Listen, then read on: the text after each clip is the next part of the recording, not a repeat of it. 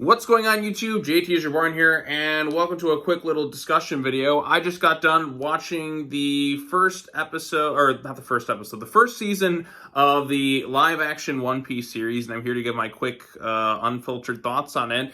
And I gotta say, color me surprised, but they did it. They actually made a fairly decent adaptation of a classic anime slash manga. And it's done by Netflix.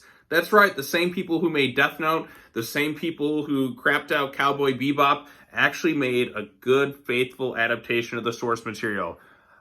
Color me surprised. I mean, who would have thought that having an adaptation starring actors who actively love and support the actual source material with the actual creator involved in some sort of capacity, made by people who care about it, would have been good. I know, color me surprised. You get the right people involved in a series like this to adapt it to like live action.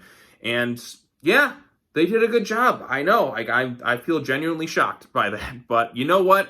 Good. This is a good sign. This is hopefully a good sign where you can get more adaptations like this of classic anime slash manga.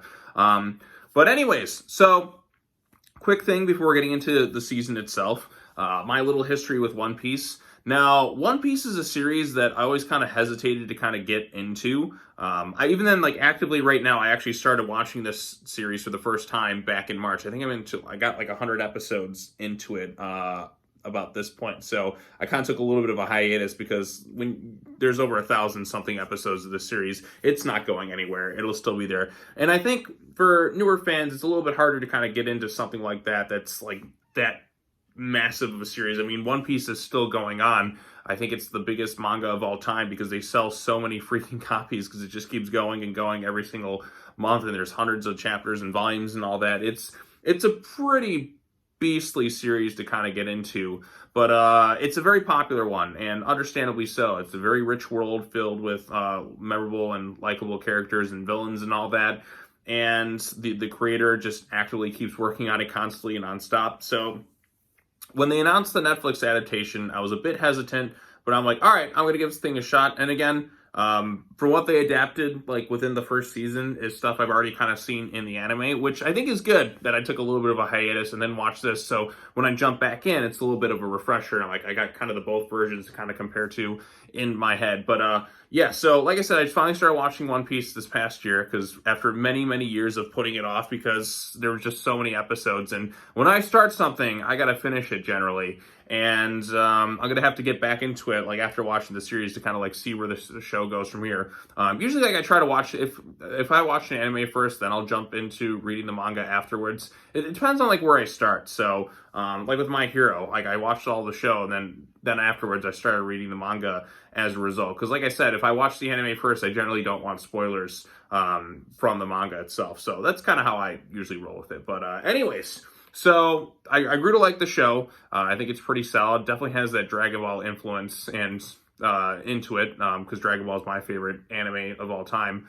Just the world of Dragon Ball in general, like Dragon Ball Z in particular, is my all-time favorite. So yeah, so like watching the show, I think what makes it work, first and foremost, embracing the source material. Which it definitely does in here. You definitely have, like, even the like pretty much all the wacky stuff you see in the show or in the anime, it's in here. Like, they throw pretty much all of it in there. Whether it looks the best in live action or not, but I mean, damn it, at least they tried. And what also makes it work, the casting. The guy they got to play Luffy, I think his name is Inaki, I can't remember his last name. He's a pitch perfect Luffy. Like, he really embodies that character so well, and so much that even the actual creator of One Piece said, "You're my creation come to life." And like, to have somebody who like he just has that, like, you just want to hang out with the guy. He has those kind of vibes with him. Like, Luffy is there to kind of be your friend, and he has that, like, he's so full of life and that optimism and excitement, and that just kind of love and passion for the source material and that character. And you really feel like it really is Luffy come to life. And the other actors do a really good job, too. I think there's Emily Rudd plays Nami. I'm not sure who plays Usopp. He did a pretty good job. Now, they didn't give him the ridiculous nose that's very distracting when I was watching the anime. Zoro, like I said, he's pretty good. They even have, like, the three swords method where he bites down and he fights that way, too. which I was curious to see how they adapted that in live action. They're like, nope, we're just going full-blown crazy with this stuff. Sanji is pretty good as well, too. And then you have like villains like Arlong and Buggy the Clown. Now, Buggy the Clown's a pretty big standout in this thing. He's such an absolute asshole in this. And they do a bit of different things that they did in the anime itself with him, which I kind of enjoyed as well. Arlong, which sometimes there is a little bit of a... When you watch something in animation, then you kind of see it translated to live action first. There's going to be a little bit of a disconnect sometimes at first, because sometimes what you see in your head is not necessarily like how they're going to translate it to live action. But I think they handle things pretty well for the most part. The only iffy part sometimes, I mean, despite this having a lot of money thrown at it, and you can see the money thrown on screen, there are some generally good like action sequences and effects at times. Stretchy powers are just the most difficult thing, I think, to do in live action. The Fantastic Four movies kind of had that issue as well. It's gonna look a little bit off and a little bit awkward trying to CGI like human skin. We haven't quite perfected that. And like I said, things that work in animation don't necessarily always work in live action. But I think they did probably the best they could translating this stuff in terms of like the Luffy's stretchy powers and all that. But I think the stuff with Buggy looks pretty good too. That looks about as seamless as you probably could get.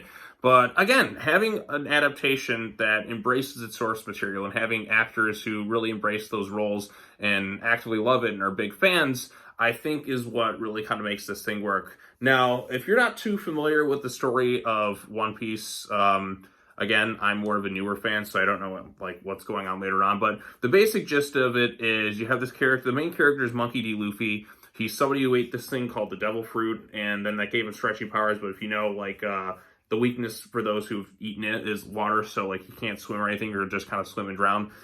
He wants to set out on the Grand Line and become king of the pirates. That's his mission. And then over the course, he recruits members of the Straw Hat crew. You have Usopp, who is a pathological liar who tells all these various tall tale stories. You have Zoro, who is a man who wants to become the world's greatest swordsman.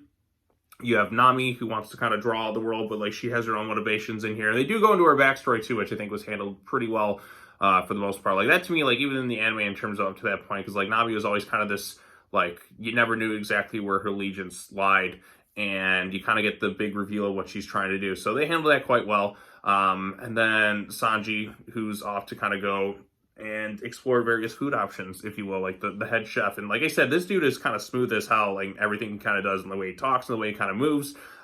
He's pretty good, and he has good back and forth with Zoro throughout this the series.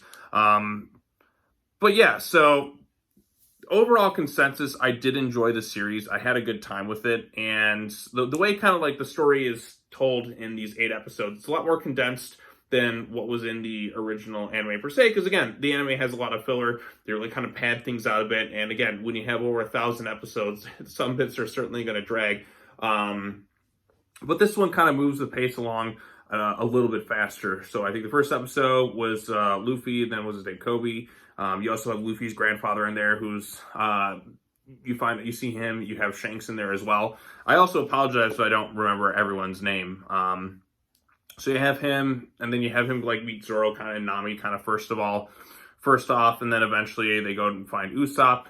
They spend the episode with him there. You don't really have the little kid pirates who are with Usopp. They kind of just condensed that down a little bit, which again, you don't necessarily need it to tell the story. I think they did about pretty good for the most part. And then from there they go and meet Sanji, and then he joins their crew, and then they got to go stop Arlong. You go into the various backstories of the different characters.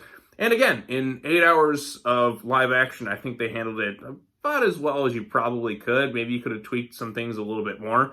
But in all honesty, the fact that it's as good as it is a freaking miracle, because most adaptations of animes generally aren't that good. I think there's a few I like. Speed Racer is one that I will defend. I know it's not a movie for everybody, but I still genuinely really enjoy the insanity of the Speed Racer movie. What's another one people really like? A lot of people I know like Alita Battle Angel. Ghost in the Shell wasn't half bad. It's got a few gripes here and there. Visually it looks stunning, but it's not quite amazing or anything like that. But we are getting better in some ways. We kind of go backwards with some of the Netflix adaptations. Cowboy Bebop was one that's pretty universally disliked by most people. Then you have the live action Death Note, which had some things that did work, namely Willem Dafoe as Ryuk.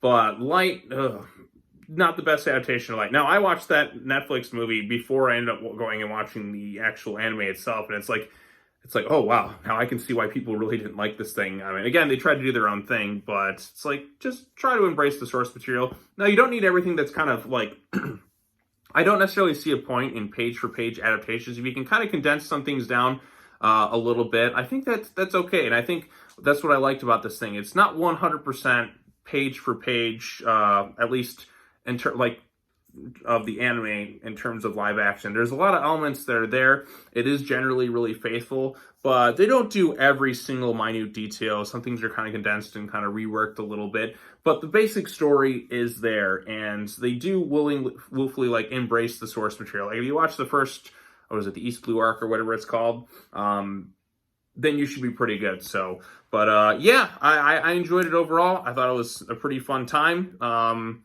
And for 8 hours of a TV show, I was kind of curious, like, okay, this is moving along way faster than the actual, like, anime itself. Like, where are they going to end up at the end of the seasons? Okay, I see that's the direction they're going. So, I liked it overall.